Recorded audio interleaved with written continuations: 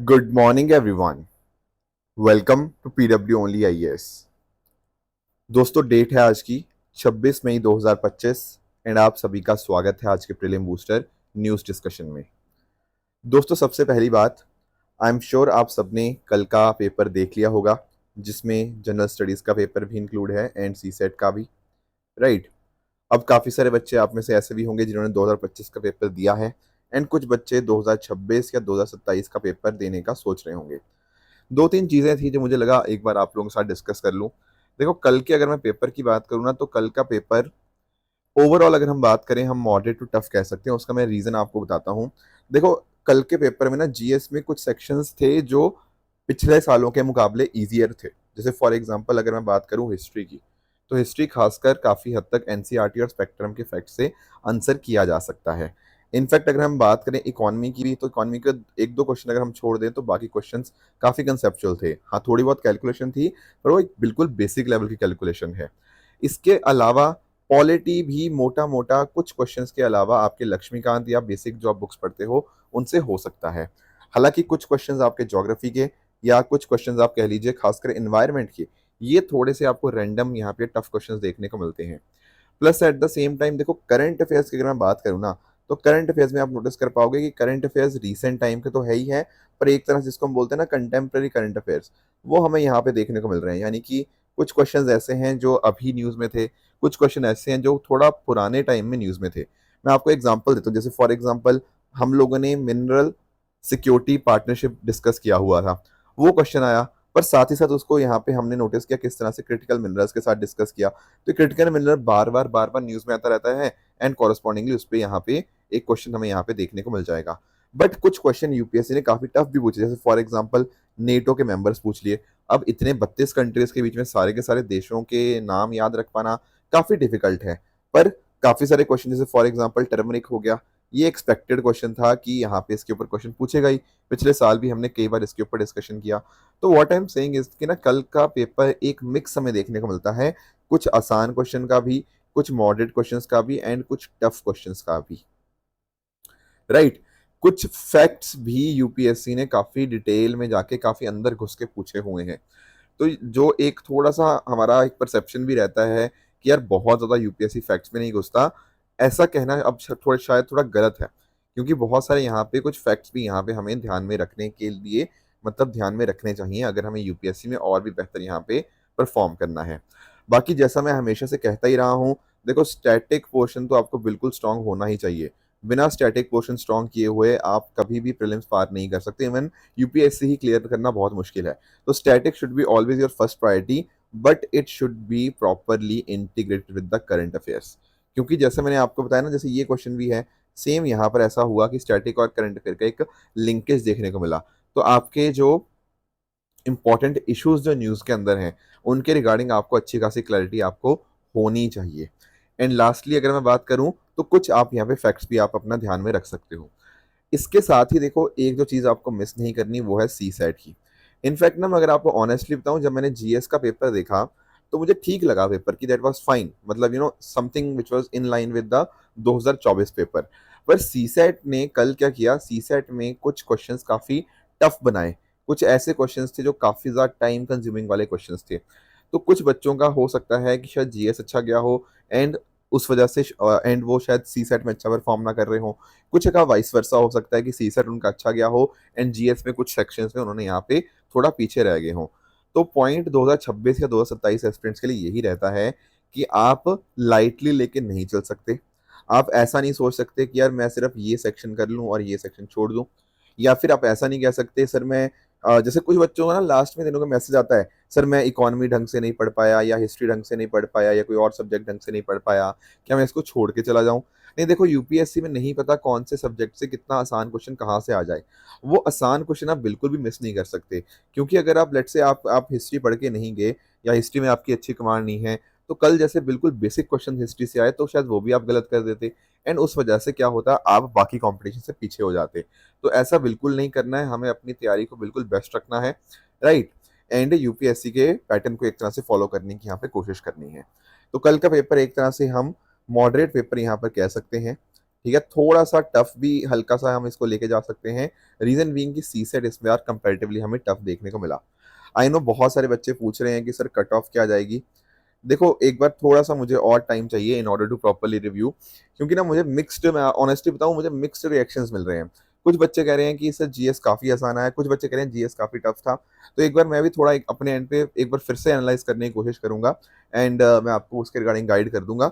But मेरा ऐसा मानना है कि अगर आप 80 के आसपास स्कोर कर रहे हैं ना, तो आपको बहुत ज़्यादा सोचना नहीं चाहिए, आपको डेफिनेटली मेंस की अपनी तैयारी यहाँ पे स्टार्ट कर देनी चाहिए। क्योंकि देखो यार, एग्जैक्ट कट ऑफ किसी को भी नहीं पता होती। प्लस यूपीएससी की आंसर की, हमारी आंसर की के साथ एक दो क्वेश्चन ऊपर नीचे हमेशा रहते ही हैं, जैसा हमने देखा ही है। तो अगर आप इसके आसपास कुछ स्कोर कर रहे हैं ना, तो ज़्यादा सोचना नहीं चाहिए कि मैं होगा या नहीं होगा। एक दो दिन का ब्रेक लेके आप अपनी मेंस की तैयारी में लग सकते हो, ठीक है ना। और जिन बच्चों का लेट से लास्ट टाइम था, जिन स्टूडेंट्स का एंड किसी कारणवश उनका नंबर काफ़ी कम आए हैं, मान लो 65-70 इस रेंज में आए हैं, उससे कम आए हैं, तो देखो थोड़ा सा एक काम एंड कंपोज माइंड के साथ आप थोड़ा सोचिए कि आगे हम कैसे अपने लाइफ को और बेटर बना सकते हैं। ठीक है, तो यही मेरी आप सबके लिए बेस्ट विशेज़ हैं आने वाले टाइम्स के लिए। तो चलिए दोस्तों, स्टार्ट करते हैं पहले टॉपिक के साथ। पहला जो टॉपिक हमें अंडरस्टैंड करना है वो है रिगार्डिंग इंस्पायर फेलोशिप। सबसे पहली बात, आप इसकी फुल फॉर्म को नोटिस करिए।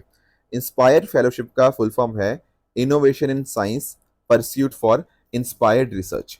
अब यहाँ पर जब आपने इसकी डेफिनेशन को पढ़ा, उससे ही आपको एक आइडिया मिल गया होगा कि यहाँ पर सर बात किस चीज़ की हो रही है। यहाँ पर बात हो रही है रिसर्च की, यहाँ पर बात हो रही है आपकी साइंस एंड टेक्नोलॉजी की। तो दरअसल में आपकी ये जो इंस्पायर स्कीम है ना, ये इसीलिए लाई गई थी 2008 के अंदर by department of science and technology, ताकि लोगों का इंटरेस्ट बेसिक साइंसेस के अंदर, जो रिसर्च करियर है उसके अंदर इंटरेस्ट को यहाँ पर बढ़ाया जा पाए। जो भी हमारा टैलेंट है उसको यहाँ पे नर्चर किया जाए एंड टॉप परफॉर्मिंग स्टूडेंट को हम ये इंश्योर करें कि वो साइंटिफिक रिसर्च वाली फील्ड के अंदर जाएं।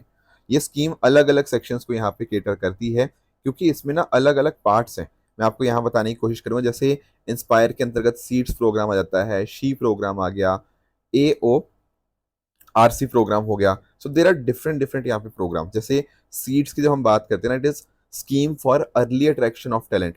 तो जो स्कूल गोइंग बच्चे होते हैं ना, उनको यहाँ पे इंश्योर किया जाता है, उनको यहाँ पे साइंस के अंदर आगे करियर परस्यू करने के लिए इंस्पायर किया जाता है। शी प्रोग्राम के अंतर्गत क्या होता है, ये आपके अंडर ग्रेजुएट या आपके जो पोस्ट ग्रेजुएट स्टूडेंट्स होते हैं उनके लिए होता है, right, scholarship for higher education. And lastly AORC जो है, assured opportunity for research careers. इसमें आपके फैकल्टी अवार्ड्स हो गया, फेलोशिप्स हो गया, वो सब यहाँ पे आपको देखने को मिल जाएंगी। तो आप नोटिस कर पाओगे, ये जो आपकी फेलोशिप होती है मैक्सिमम 5 साल के लिए आपको देखने को मिल जाएगी। एंड गोल यही है कि science and technology and R&D के अंदर स्किल्स इंडिविजुअल्स का एक प्रॉपर बेस यहाँ पे बनाया जा पाए। ध्यान रखने वाली बात यह है कि यहाँ पर कोई भी कॉम्पिटेटिव एग्जाम ऐसा सच नहीं होता कि किसको आखिर ये स्कॉलरशिप मिलेगी। तो एकेडमिक मेरिट के बेसिस के ऊपर, उनके रिसर्च प्रपोजल के बेसिस के ऊपर, इस तरह से बहुत सारे बच्चों को इस तरह से हर साल यहाँ पे सिलेक्ट किया जाता है। बट अभी न्यूज में पता क्यों है, department of science and technology की ये स्कीम है तो सही, पर ऐसा बताया जा रहा है कि बहुत अच्छे ढंग से यहाँ पे इम्प्लीमेंट हो नहीं रही। इंडिया में अलग अलग यूनिवर्सिटीज़ में ऐसे रिसर्च स्कॉलर्स हैं जिनको बोला गया था कि उनको इंस्पायर फेलोशिप के अंतर्गत उनको बेनिफिट मिलेगा, बट ऐसा देखा जा रहा है कि बहुत सारे ऐसे रिसर्च स्कॉलर्स हैं जिनको पिछले लगभग 1 साल से उनको यहाँ पे फेलोशिप नहीं रिसीव हुई है। इस वजह से ये चीज़ आपकी न्यूज़ में देखने को मिल जाएगी, ठीक है ना। तो जो अच्छे मतलब स्टूडेंट्स होते हैं ना, उनको यहाँ पे अलग अलग तरह के बेनिफिट्स दिए जाते हैं। किसी को मेंटरशिप ग्रांट दी जाती है, किसी को कुछ स्कॉलरशिप प्रोवाइड करी जाती है, राइट, और अलग अलग कैंप्स वगैरह भी उनको यहाँ पे बेनिफिट्स दिए जाते हैं। पर ऐसा देखा जा रहा है कि काफ़ी सारे फेलोशिप्स को यहाँ पे इस तरह के बेनिफिट्स यहाँ पे नहीं देखने को मिले। That is why this scheme is the news. अगले टॉपिक पे दोस्तों आते हैं, अंडरस्टैंड करते हैं कोंकण रेलवे के बारे में। सबसे पहले मैं आपको समझाता हूँ ये कोंकण रेलवे आखिर है क्या। एक ना दरअसल में KRCL है, कोंकण रेलवे कॉर्पोरेशन लिमिटेड। ये आपकी एक PSU है, पब्लिक सेक्टर अंडरटेकिंग, जो कि मिनिस्ट्री ऑफ रेलवेज के अंतर्गत यहाँ पे काम करती है।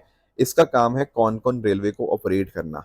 ये जो रेलवे है ना, ये आपका कोंकण वाला रीजन, जैसे आपका महाराष्ट्र गोवा हो गया है ना, इवन बाकी जो आपका एरिया वेस्टर्न घाट्स में जैसे कर्नाटका केरला, इन सारे रीजन्स के अंदर जो रेलवे लाइन है 741 किलोमीटर की, वही हमारी कोंकण रेलवे यहाँ पे कहलाई जाती है। तो ये पूरा दरअसल में ना वेस्टर्न घाट्स का जो टेरेन है, उसमें अच्छे से हम यहाँ पे रेलवे कनेक्टिविटी दे पाएँ, इसके लिए कोंकण रेलवे को 1990 के अंदर एस्टेब्लिश किया गया था। इसके स्ट्रक्चर की बात करें तो ये एक जेवी की तरह यहाँ पे काम करता है, दैट इज जॉइंट वेंचर। इसमें सेंटर का ओनरशिप है 51%, महाराष्ट्र का 22%, कर्नाटका का 15%, गोवा एंड केरला का आपको 6% आपको देखने को मिल जाएगा। तो आप यहाँ पे ये बात समझो कि ये आपके इंडियन रेलवे से सेपरेटली फंक्शन करती थी अभी तक, बट अब पता क्या हुआ है, अब यहाँ पे डिसाइड ये हुआ है कि कोंकण रेलवे को मर्ज कर दिया जाएगा विद द इंडियन रेलवे। अब सर इसके पीछे का कारण क्या है? अभी तक तो ये अलग अलग काम करते थे, अब इनको मर्ज क्यों किया जा रहा है? दोस्तों दरअसल में ना कोंकण रेलवे को बहुत सारी दिक्कतें फेस हो रही है। जैसे कमाई कुछ खास हो नहीं रही, खर्चा बहुत ज़्यादा आता जा रहा है, इंफ्रास्ट्रक्चर कॉस्ट बहुत ज़्यादा बढ़ती जा रही है, जिस वजह से इसको एक्सपेंड करने में बहुत सारे चैलेंजेस आ रहे हैं। तो अब जब मर्जर हो रहा है इनका, उससे फ़ायदा क्या होगा? उससे आप नोटिस कर पाओगे जो इंडियन रेलवेज है ना, वो यहाँ पर जो इन्वेस्टमेंट होगा वो KRCL यानी कि कोंकण रेलवे कॉरपोरेशन लिमिटेड के अंतर्गत करेगा, ठीक है ना। तो उससे आपकी कोंकण रेलवे को बहुत ज़्यादा फायदा होगा। इसके अलावा जो लोग होंगे, पैसेंजर्स होंगे, उनको भी फायदा होगा, क्योंकि अब इंफ्रास्ट्रक्चर और बेहतर हो पाएगा, फ्रीक्वेंसी ऑफ ट्रेन यहाँ पे बढ़ जाएगी, सिक्योरिटी मेजर्स यहाँ पे बढ़ जाएंगे, एंड लास्टली बुकिंग करने के अंदर भी अब यहाँ पे कोई दिक्कत यहाँ पे नहीं देखने को मिलेगी। तो ये सब बेनिफिट्स आपको कोंकण रेलवे के मर्ज होते हुए देखने को मिल जाएंगे विद द इंडियन रेलवेज। अगला दोस्तों जो टॉपिक हमें डिस्कस करना है वो है ITC के बारे में, इंटीग्रेटेड थिएटर कमांड्स के रिगार्डिंग। अब पहली बात ये, इसका मीनिंग क्या होता है इंटीग्रेटेड थिएटर कमांड का? देखो ये एक ऐसा मिलिट्री स्ट्रक्चर होता है जहां पर आपके आर्मी, आपके नेवी और आपके जो एयरफोर्स के रिसोर्सेज है ना, वो एक सिंगल कमांडर के अंतर्गत होते हैं। मैं आपको एग्जांपल से समझाता हूँ। जैसे ना एक शकेतकर कमेटी बनी थी, उसने यहाँ पे प्रपोज किया था कि यहाँ पर हमारे पास 3 इंटीग्रेटेड थिएटर कमांड्स होने चाहिए। एक वेस्टर्न वाला, वेस्टर्न का काम होगा वो पाकिस्तान के अंतर्गत सॉरी वो पाकिस्तान को टैकल करने के लिए इस्तेमाल होगा। इसके अलावा हमारा जो नॉर्दर्न थिएटर कमांड होगा वो फोकस करेगा चाइना के ऊपर, और एक तीसरा होगा सदर्न, या जिसको हम लोग मैरीटाइम थिएटर कमांड कह सकते हैं। ये इंडियन ओशन के ऑपरेशंस को मैनेज करेगा। यानी कि हर एक एरिया के लिए हमारे पास एक इंटीग्रेटेड थिएटर कमांड यहाँ पे होना चाहिए।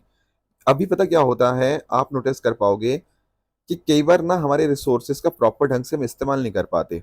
पर मान लीजिए कल को कुछ ऐसा हो गया, जैसे पाकिस्तान के साथ हमारा युद्ध चल रहा है, तो अगर हमारे पास जैसे वेस्टर्न थिएटर कमांड होगा ना, तो उसके माध्यम से क्या होगा, एक सिंगल कमांडर के अंतर्गत आपके आर्मी, नेवी और एयरफोर्स होंगे।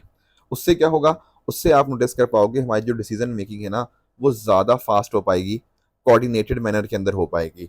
हमारा जो एफर्ट है वो डुप्लीकेट नहीं होगा, ठीक है ना। रिसोर्सेज को हम सही ढंग से इस्तेमाल कर पाएंगे। हमारी जो तीनों सर्विसेज हैं उनके बीच में एक कोऑर्डिनेशन, एक सिनर्जी देखने को मिल जाएगी। क्योंकि आप नोटिस करो यहाँ पर कौन है, there is a single commander. Single commander की वजह से होने से डिसीजन मेकिंग तेजी से हो पाएगी, रिसोर्सेज का हम सही ढंग से अच्छे से इस्तेमाल कर पाएंगे, एंड उससे हमारी नेशनल सिक्योरिटी को यहाँ पर बेनिफिट भी हमें यहाँ पे देखने को मिल जाएगा। तो यहाँ पर इस तरह से अलग अलग कमेटीज के द्वारा रिकमेंड ये किया गया, जिसमें आपको बताया शकेतकर कमेटी ने प्रपोज किया था। उसके अलावा अगर हम बात करें, कारगिल रिव्यू कमेटी 1999 ने भी यहाँ पे बोला था कि इंटीग्रेटेड थिएटर कमांड यहाँ पे होनी चाहिए। पर हालांकि थोड़े से इश्यूज बताए जा रहे हैं इसको इम्प्लीमेंट करने के अंदर।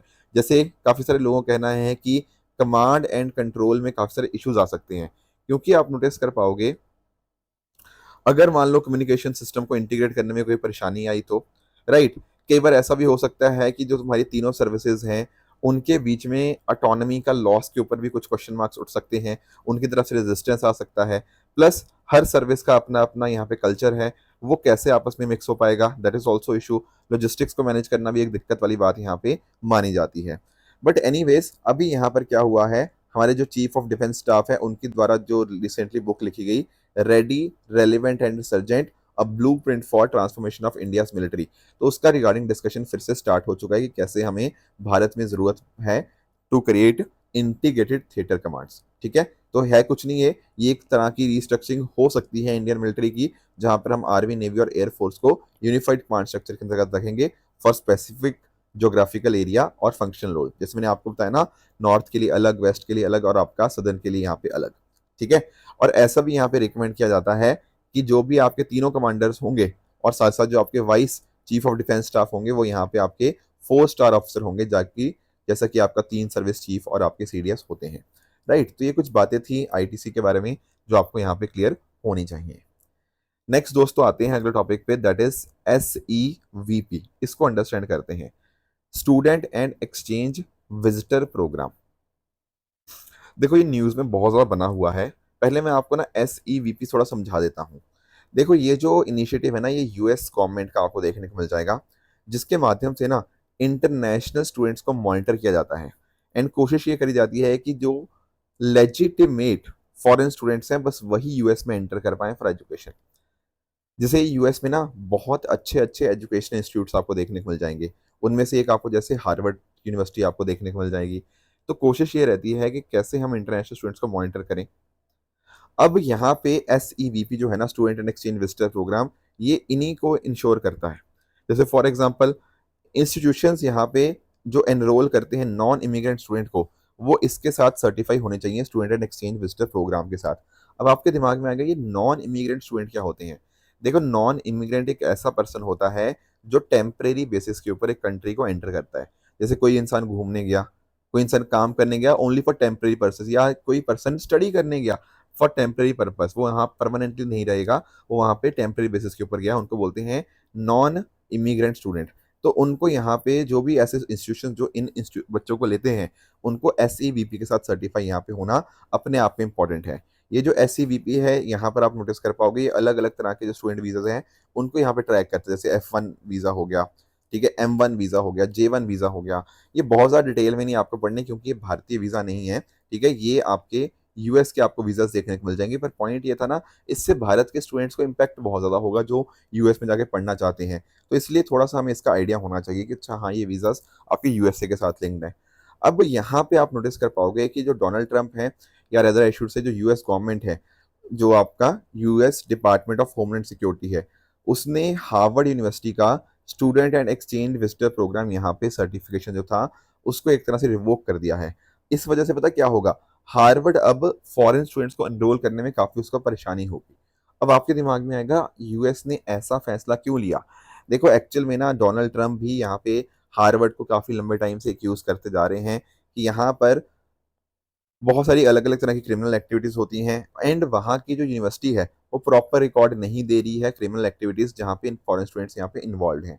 Plus at the same time ऐसा भी बताया जा रहा है कि हार्वर्ड के जो चाइना की पैरामिलिट्री ट्रेनिंग के साथ कुछ यहाँ पे रिश्ते हैं, जिससे सिक्योरिटी कंसर्न का यहाँ पे खतरा यहाँ पे बढ़ता हुआ देखने को मिल जाएगा। पास्ट में हार्वर्ड के अंदर अलग अलग तरह के प्रोटेस्ट भी हुए हैं, जैसे for example Israeli military action के अगेंस्ट भी यहाँ पे प्रोटेस्ट हुआ, जिससे कहीं ना कहीं यूएस गवर्नमेंट काफ़ी प्रेशराइज फील करती है।